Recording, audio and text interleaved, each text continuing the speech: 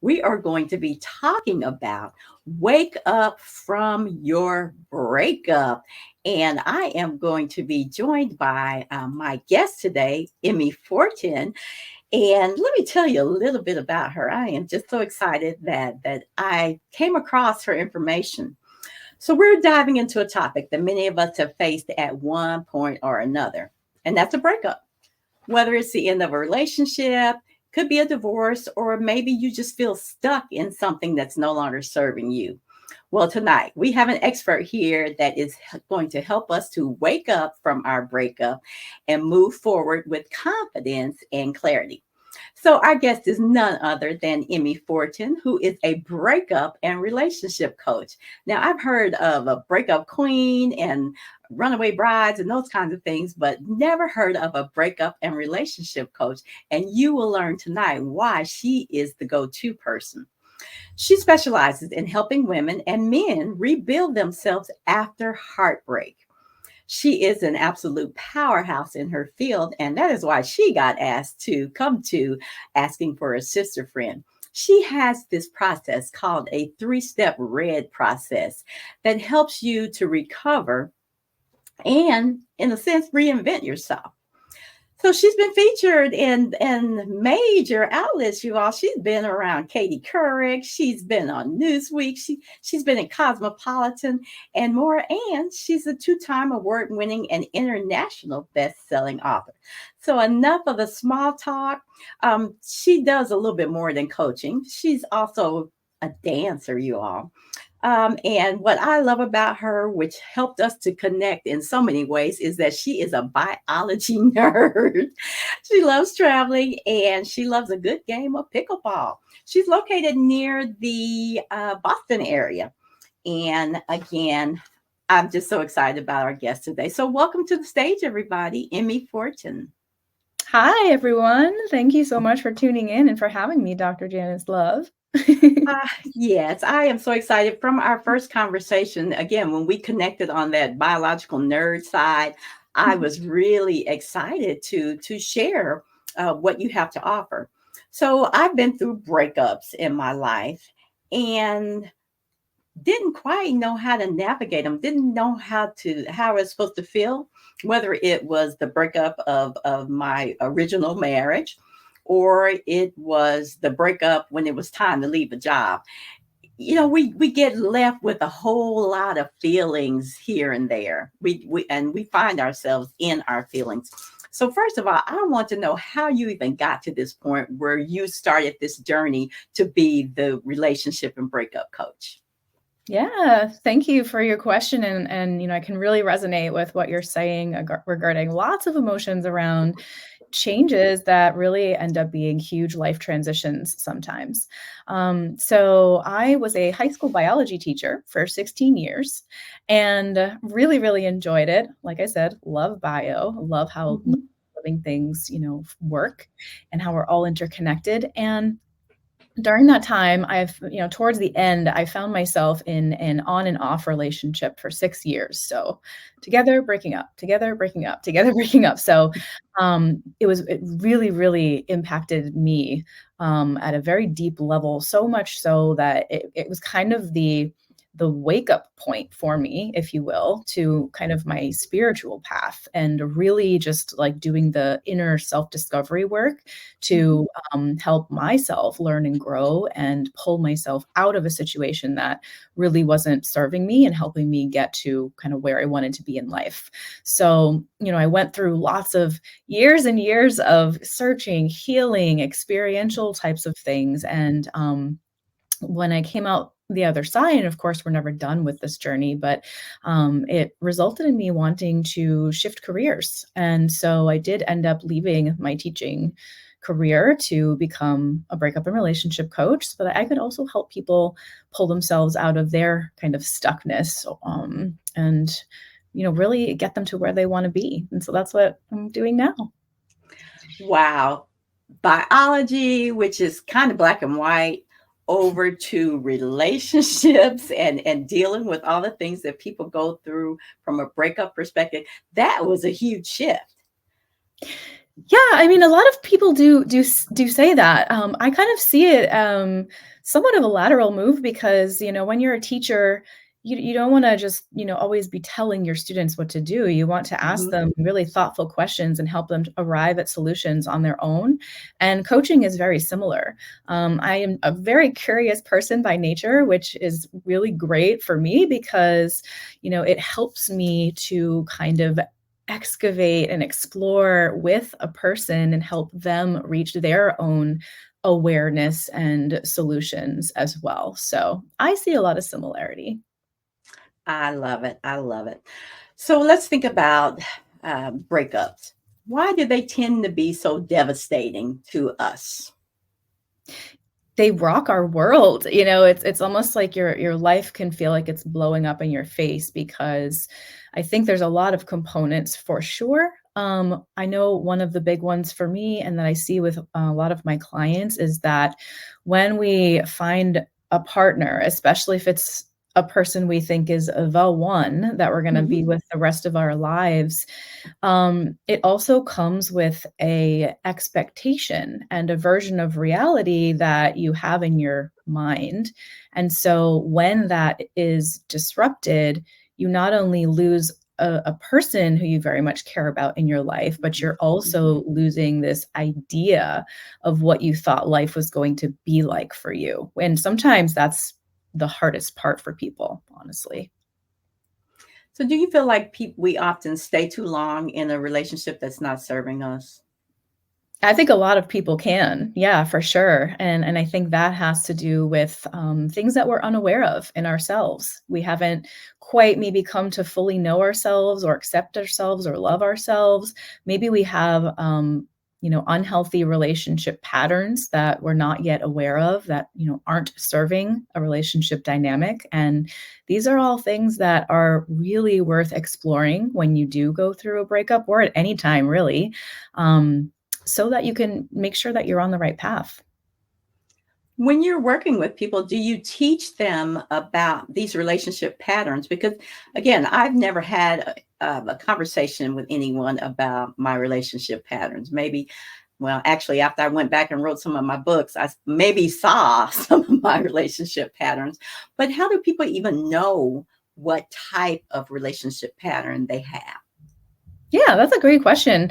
So if you have ever had the feeling of, you know, I've had a few different partners, but it always seems like that's the same type of relationship. Like that's a cue that maybe you have Mm-hmm. some patterns that are contributing to the formation of these dynamics. One example is let's say somebody has been in a relationship with an alcoholic or someone Hmm. who maybe abuses them, or, and then you end up in other relationships with people who also have had maybe a similar background or, behavioral vices. Well, that's a pattern. Somehow you're ending up, it's not just like by random chance that you're ending up in these same kinds of relationships over and over again. It's that you are actually kind of attracting those kind of people into your life based on, your own kind of background and coping mechanisms. When I think about my own parents' relationship, for instance, I, in a sense, had a goal in my mind that I never wanted the same type of relationship that my Mm. parents had. So, how does what we've experienced growing up, how does that play into that relationship kind of style? Oh, it's definitely huge. So I'm glad that you noticed that in yourself and you brought it up today because, a lot of our view, perception, way of being in life is based on what we learned in our formative years. So, if we learned that we needed to behave in a certain way in order to get our needs met, as in infant, a small child from our parents, then we might actually continue those behaviors through into adulthood, even if they're not serving us anymore. And so those are the kinds of things that we kind of explore and excavate, and say, how long has this been happening? And is this happening in other relationships as well?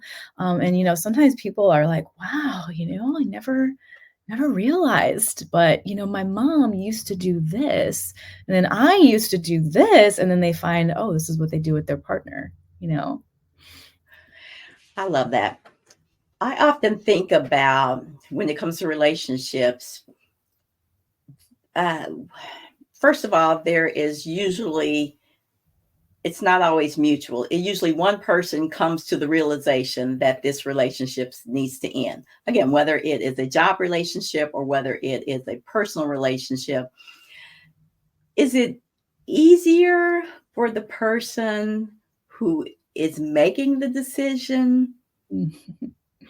versus the person who the decision is made upon That's to also recover? yeah, that's a great question. I will answer that, but what do you think?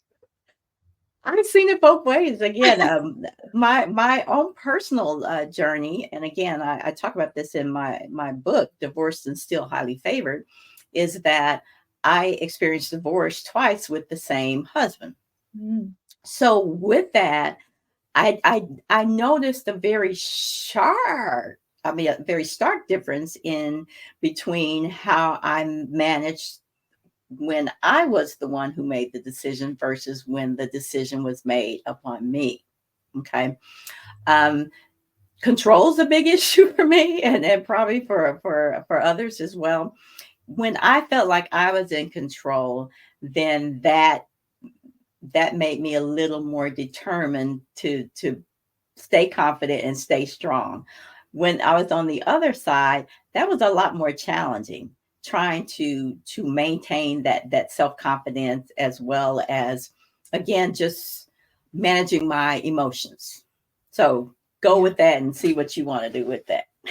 Yeah, I do find that a lot of people's experiences are similar to yours, and I've had similar experiences like that in my life too. And I think one thing that you're speaking to is that, when you're the person deciding to leave the relationship, you've already been thinking about this for quite some time. Mhm. Usually it's not that you just wake up one morning and you're like, you know what? We're done. It's Right, exactly. There's been a process that has gotten you to Mhm. that point in your own head. And so if your partner hasn't been going through this process, then, and this is a word I hear often, is that I feel blindsided. And Mm. so now they're starting that process of digesting the idea of not being a couple anymore when you've already gone through that process in your mind. So it's definitely a whole host of, issues to deal with for each person. But I also do want to acknowledge that there are a whole other set of emotions that come with being the person that ends a relationship. Usually, a lot of guilt because you do really care about the person. You built a life with that person, and it feels really, really bad to hurt someone that you care about. So, yeah, I would say different things on both sides, but more of that kind of knocking you off balance feeling if you're the one getting broken up with. All right. So do you often deal with individuals who are breaking up with a boss or breaking up with a job, that knowing it's time for you to move on, and maybe you stick around for the wrong reasons, or you stick around much too long? How do you often work with individuals who are dealing with more of a professional breakup than more so a personal one?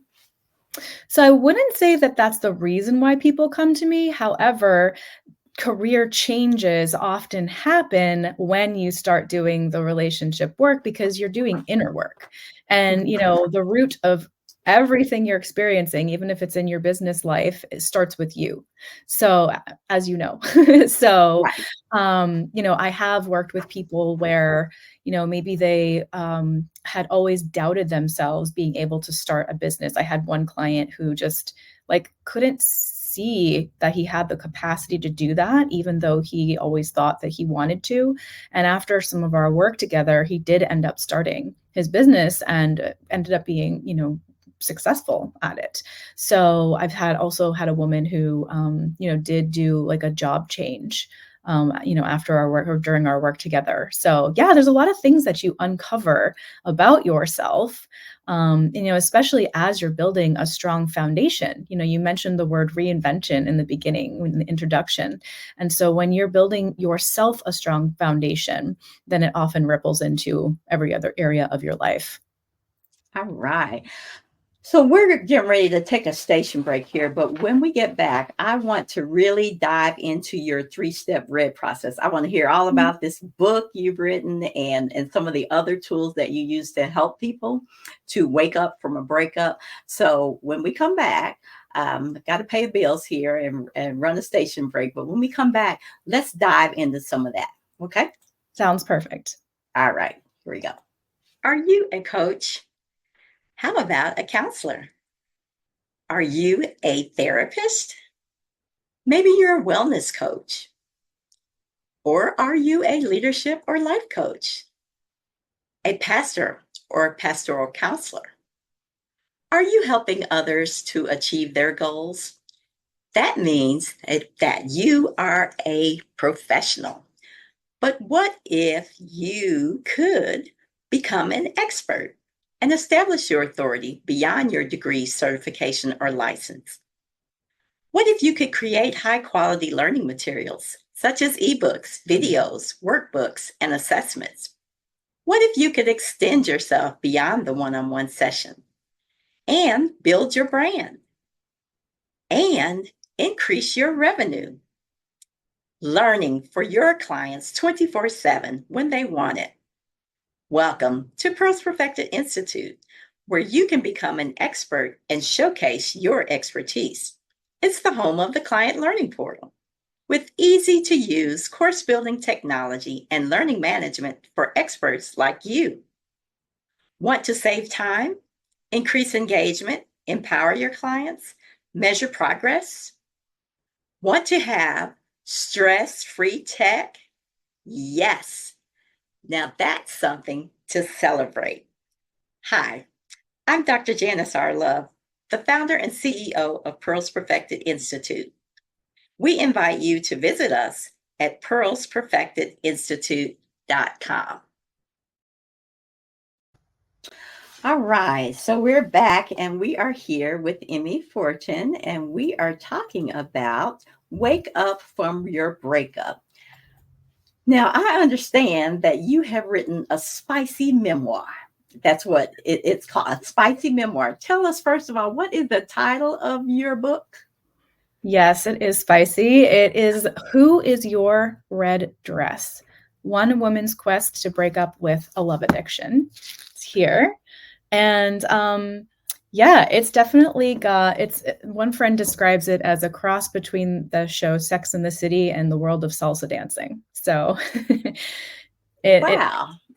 So it highlights that relationship I was telling everybody about, the on and off again kind of drama that how I experienced it. And then also my kind of personal transformation through it, and coming out the other side. So I really wanted to write it so that if people read it and they were like, oh my gosh, like this is what's happening to me. I wanted them to really feel seen and just understood in what they're going through, because I felt very alone in my experience, even though logically I knew there were probably a lot of other people going through similar things. It's a really lonely journey sometimes. And so I really wanted people to feel seen in that experience. So when you were writing your book, was that kind of a healing process for you as well? Absolutely. It's also something I help people do, is to, writing. So sometimes memoirs, they're from the first person, like I did this, I did that. I wrote the memoir from the third person. So it was Emmi, did this, Emmi did that. And so that actually really allowed me a different perspective on the characters, myself as a character, but also my ex as a character. And you know how when you're watching a movie, it's like when you're watching it, you're like, no, like, can't you see? Don't do that. It's easy when you're watching someone else. And so that's kind of like what happened when I was writing it. And it allowed me to come to this greater ability of forgiveness for both my ex and myself, because I could understand why the characters were doing what they were doing. Just a odd question. Do you ever have any contact with your ex? So I would not say we have like contact, but we have Mhm. seen each other and we have had conversations, because we are still dancers. We are still in the same circle. And so he is aware of the book. And I actually had told him when we were together, I said, I'm going to write a book about you someday. I don't know if he believed me, but I guess, he wished me well. And, when we had the conversation, he said, you have the right to share your version of the story. Well, I guarantee you he's probably peeked at that book to see what you said about him, I'm sure. Okay, so let's talk about this three-step red process. Tell us a little bit about that. Yeah, so the red comes from, the red dress. It's basically a transformative process. And so the R is for restore. And the first step that I bring people through is to restore your connection with yourself.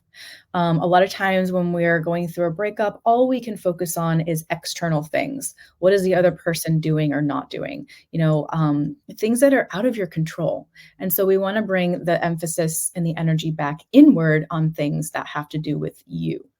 So the second phase is E, which is elevate.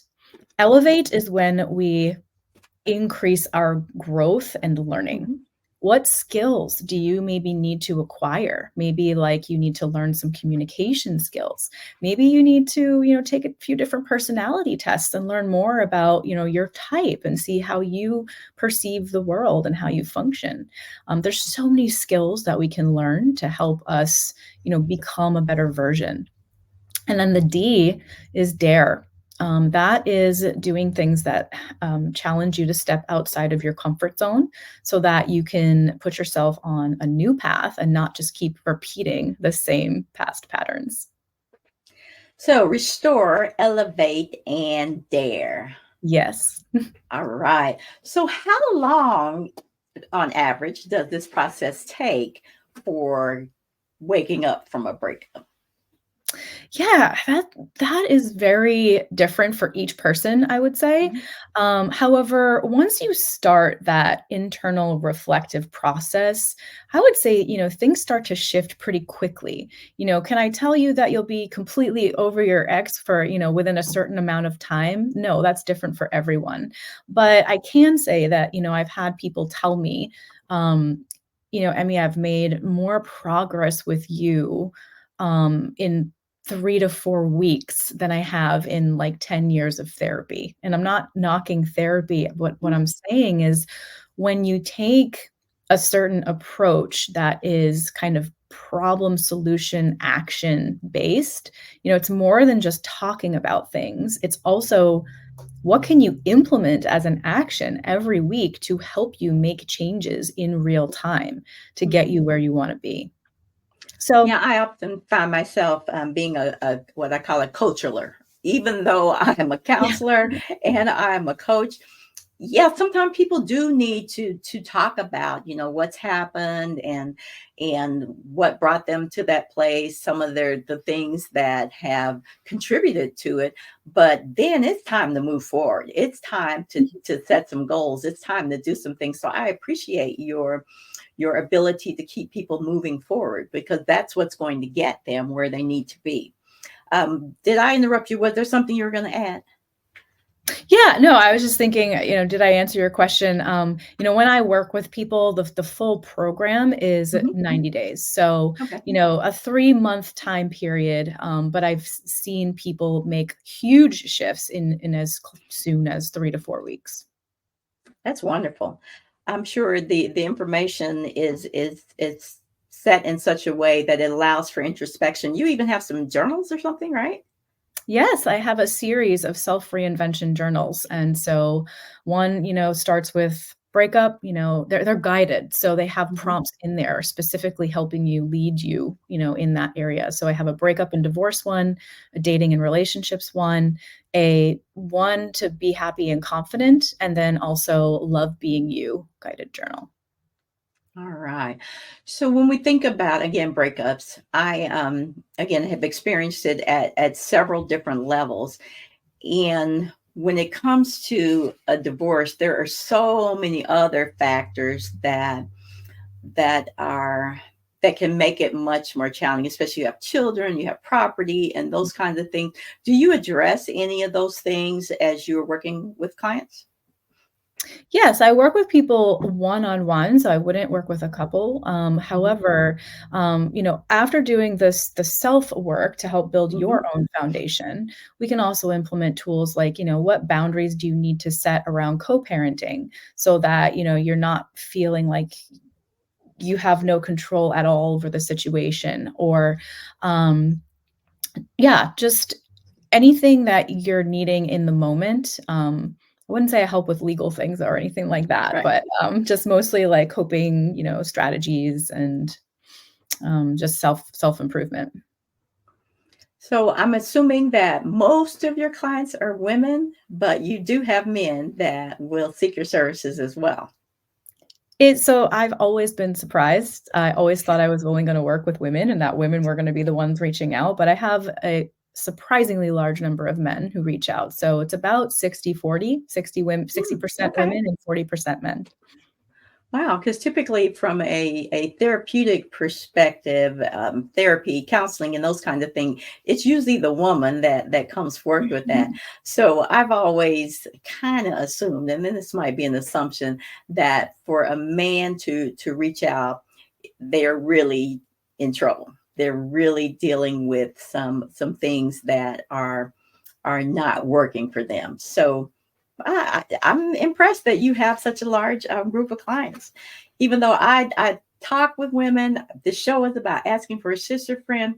Every now and then I'll get a male client who's like, I need some help. And I'm like, there's other people that can help you. No, you seem to understand women better. So I want to talk to you. I'm like, okay. So I love that. So what's next for you? What kinds of activities are you involved in now in addition to your coaching and speaking? Yeah, thank you. So I do have my course, Wake Up from Your Breakup, which I love helping people through. It's digital course, but also, coaching components, and we do that one-on-one. So I'm continuing with that. And I've also recently started a women's mastermind and sister circle for women ready to heal, rebuild, and start over. So that is kind of exciting. I've been starting with some in-person meetings here and there, but I do want to add a virtual component of trainings, and just kind of like an accountability group. So, we can know what each other's challenges are, be Mhm. there to support each other like a sister circle, but also the mastermind component of accountability, right? What actions are we going to take? So, anybody who's interested in doing that, I have a WhatsApp chat group where we have these, just like accountability chats. So yeah, that's what I'm working on next, and probably another book at some point soon. I know you always have this book inside. If you've written one book, you got to come back and do another. And it seems harder to get out the second book than it does the first. But um, again, if it's to be, it'll show up. So I'm excited if you do put out another. In fact, I might want to go back and read the first one. But if somebody wants to contact you, here's your website, which is emmifortin.com. They can also follow you on social media, right? Yes, that is correct. I'm And on all platforms pretty much except for Twitter at Emmi Fortin. okay, all right. And I found you on LinkedIn, which is Yep, I'm there too. yeah. All right. So they can find you at Emmy Fortin on LinkedIn as well. And you have a special gift for our audience today. I do. I poured a lot of my heart into this guide. It's the relationship cheat sheet guide. So the first page is kind of like a cheat sheet for designing your ideal relationship, and then I mean it's like a 50-page guide about here are 3 reasons why women and men can't break free from unfulfilling relationships and how to overcome them. Because once you can understand what are the core problems, that helps you identify the solutions and what steps you can take to help yourself move forward. So yeah, I have that free guide available here at this website, emmifortin.com/cheat sheet guide. I always forget the guide part. And if anybody wants to have a relationship assessment call with me, I will offer that as a complimentary gift as well. All right. And I'll put this in the comment box so that anyone can click right on it and access that guide. I love freebies. I love freebies. And again, anything that can help us, especially to manage such a difficult process, we're all in. Go ahead and get that cheat sheet and learn a little bit more about what Emmy is doing, especially if you are in a situation where you are needing to wake up from a breakup. Again, whether that is a relationship, a marriage, even friendships. I mean, friendships is a huge one because there are friends that we carry along the way that it's really time for a breakup. Do you help individuals with that? I haven't had anybody come to me for that, but part of the kind of process I bring people through is looking at your social network, and really, really being intentional about choosing the people who you're spending your time with and giving your energy to, and who you're receiving energy from. So yeah, I agree with that. Yeah, I definitely believe in evaluating your friend circle. Oh gosh, we have had such a good conversation, and you have provided such a wealth of information to help anyone. Again, with when you're dealing with a breakup, it's a time for self-discovery and growth. And it's something that should happen before you run and jump and get into another relationship. Because oftentimes we don't want to deal with ourselves, and we might completely blame the other person and just say if it's somebody new, then it's going to be perfect. Do you see some of that happening? Yes, it's actually one of my pet peeves because we're in kind of a society, and even like the social media component, where it's like so easy to label people. Mhm. And for I'll use this as an example, and it might make some people upset, but people will come to me and say, "Oh, well, I was with a narcissist, so okay." And they think that the other person was the whole problem, and now they just need to find someone who's not a narcissist, which could be part of the solution, but there's a reason, like why were you in that dynamic to begin with? So yeah, I Mhm. think there's a lot to be said for the personal growth journey. Yeah. And on the flip side, what bothers me is when someone says they're not going to get into another relationship ever, right? Yeah. That bothers me just as much as completely blaming it on the other person. So I'm sure you see some of that as well. But no, I'm a romantic at heart, and I think that just because it didn't work out the first time, then that doesn't mean that God doesn't have something very special for you and someone very special for you planned where you can live a wholesome life of love. Look, I don't want to get off into my little soapbox, but yeah, don't give up on love. Don't give up. Yeah, it's an opportunity to wake up to your whole entire life. That's why I called it "Wake Up from Your Breakup," because you have this opportunity to see things, to see everything in your life from a whole new perspective. And just to be nosy, are you in a relationship that's working for you?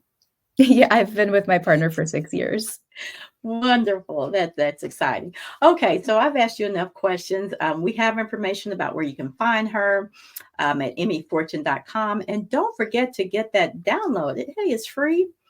So make sure you go to her website and then slash cheat sheet guide and get your own cheat sheet. All right, Emmy, this has been so enriching, so wonderful. I am just going to share a scripture with you that is always something that I like to to share with others. And it says from Proverbs 27:17 from the Good News Translation that people learn from one another, just as iron sharpens iron. And today you have definitely sharpened my iron and taught me some things about myself, as well as having a resource for people who may be going through these types of situations who really need a little bit of help with that. Then you have definitely shared some information that I think is going to be helpful to many. So, Well, I appreciate that, and I appreciate you for doing this work. You're also helping a lot of people.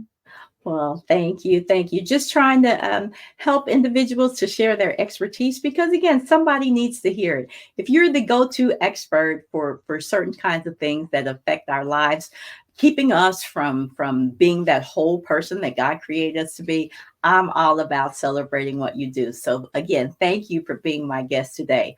All right, everybody.